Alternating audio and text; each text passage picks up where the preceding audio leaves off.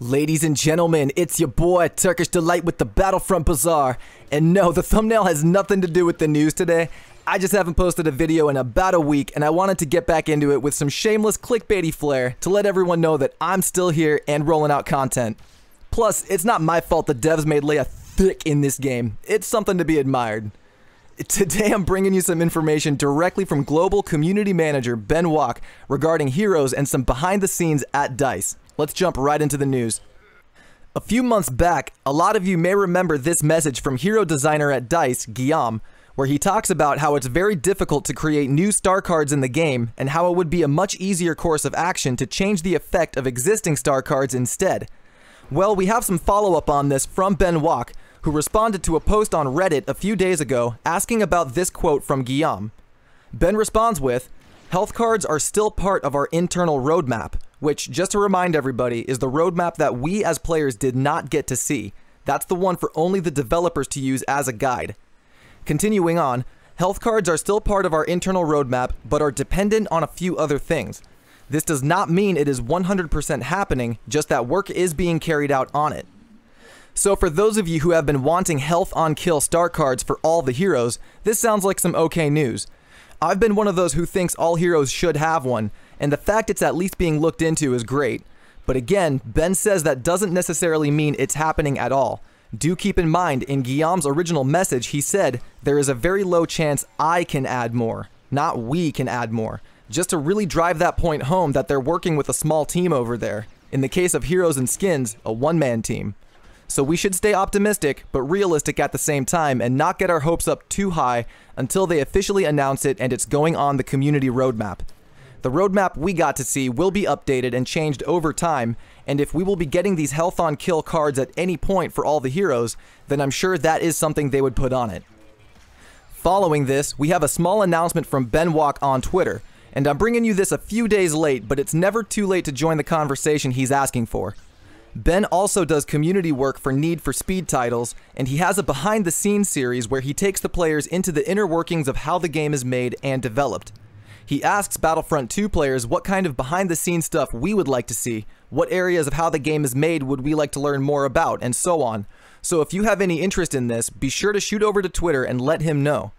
As a good example already, Swanee from over at Swanee Plays Games, big fan of the channel brother, tweeted out at him saying that he'd like to see more about how the team does patches. With this latest surge of bugs in the recent Hero Starfighters update, Swanee thinks that we deserve an explanation on how a AAA title like Battlefront 2 releases so many bugs that hurt the game with their patches. And I have to say I agree, especially after this last one. Ben responded saying that he was in the middle of actually writing an upcoming community transmission regarding just that topic. This was a few days ago, and Ben said this transmission will take a few days to write, edit, get cleared, and released, so it'll be at least a few days longer before we see it, but it's definitely something to look forward to. I'm personally looking forward to it because any info about how these bugs find their way into the game would be great. As a follow-up to that last bit actually, Ben had some more to say on that this morning in a response to a Reddit post. The poster uploaded a video of themselves playing as Kylo Ren in Galactic Assault, freezing a rebel soldier, emoting next to them, but still getting shot by their CR2, which, by the way, was not lined up with where he was standing at all. He lost a small chunk of health, but the fact he was getting shot at all while the enemy was frozen was the point of the post, asking if this bug was being looked into and how it was introduced. Ben said that sometimes touching one system in the game will affect another, even if they're not connected in any way, such as perhaps Hero Stamina and Kylo's freeze. It makes you wonder about other force powers like Luke's push and repulse not working properly sometimes.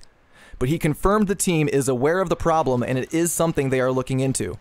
No word on a fix for it yet, but hopefully the upcoming hotfix that is supposed to bring a good number of other fixes already will include something for Kylo's freeze and other force powers. Ben says that hero balancing in general is something that they can and will look at, and they have access to data such as what heroes are played the most and the least in Galactic Assault and other information that we as players don't have to help them. That last bit is really fascinating. I'd love to see those statistics personally. We as players all know which heroes we like and don't like playing as, but seeing the general consensus of the community as a whole is really interesting to me. Hopefully we'd get to see something like that in the future. But rounding off this news update, we have confirmation of another double XP weekend coming at the end of this month. If you didn't get your fill of leveling everything up by taking advantage of the double XP payout this past weekend, you'll get another opportunity at the end of July. I'm assuming through the 27th, 28th, and 29th, since that is the last weekend of the month. If you're enjoying the new Hero Starfighters mode, it's a great way to get those hero ships leveled up and flying some tight circles around the map. I've been using it to catch my heavy up to the other classes and maxing out my favorite heroes. But that's the coverage of news for today. Real quick, I want to plug my Twitter account that I recently made.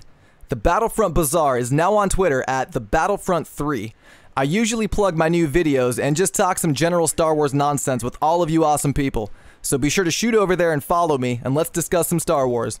I appreciate you stopping by the Bazaar. This has been Turkish Delight, and I'll see you all out on the battlefront. Peace.